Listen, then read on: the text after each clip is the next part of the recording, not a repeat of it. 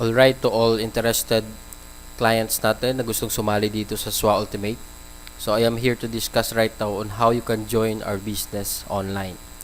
So first, kung kailan mo makuha is yung website link ng referrer mo, kung sino nag-share ng website sa'yo, or kung sino nag-share ng SWA Ultimate sa'yo. So first step mong gagawin is to click register button dito sa taas. So before clicking the register, dapat tama din yung username ng referrer mo bago ka mag-proceed para dito i-process yung payment mo. Then after clicking the register button, meron ka dito makikita, maraming payment option tayo dito na convenient sa'yo para i-settle yung payment. So mamimili ka lang kung saan ang malapit sa'yo na pwede mong pagpapadalahan ng payment mo na 2,500. So for example, click lang natin yung Cebuana Luwilier.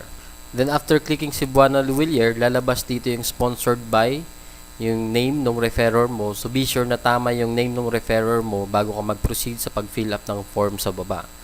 Then second step natin, kailangan mong makuha yung complete details kung saan mo ipapadala yung payment natin.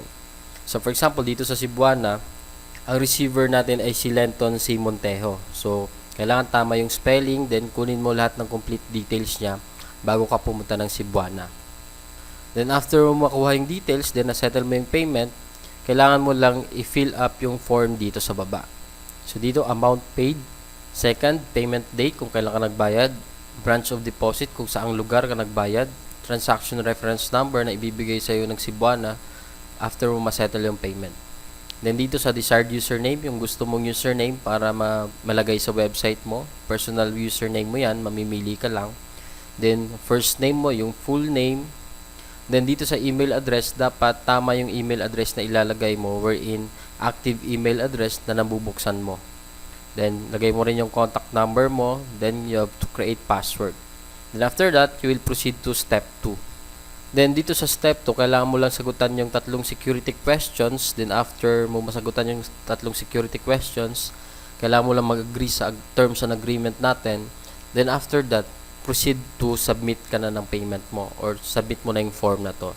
Then after you submit the form, wait until 24 hours or less, or maybe after mo ma-settle yung payment mo, kontakin mo yung number ni Lenton Montejo dito sa taas. May number siya dyan, pwede mo siyang i-text o tawagan to confirm na nagbayad ka na sa Cebuana para mapabilis yung pag-activate ng account mo. So dito, marami tayong payment options, iba-iba yung receiver natin dito. So be sure na pag nakuha mo yung malapit sa'yo na payment options, kailangan tama din yung pagpapadalahan mo ng payment. For example, dito sa LBC and Palawan. So, dito sa LBC and Palawan natin, ang receiver naman natin is si Jason Villavicencio.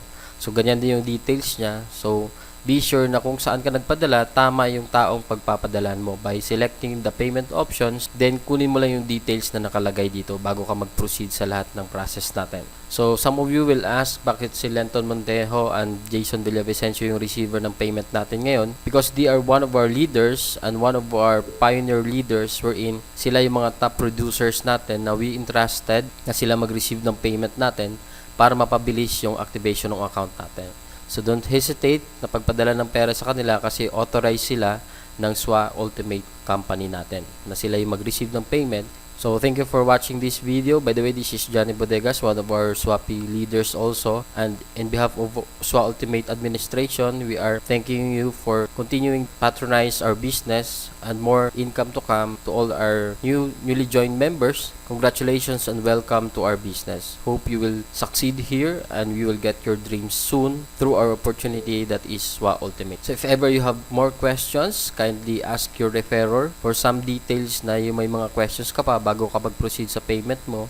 If ever may mga tanong ka pa about sa business, feel free ka lang na magtanong dun sa taong nag-share sa'yo ng opportunity para mag-guide ka ng maayos para maging smooth flow lahat ng process natin dito. So thank you and God bless.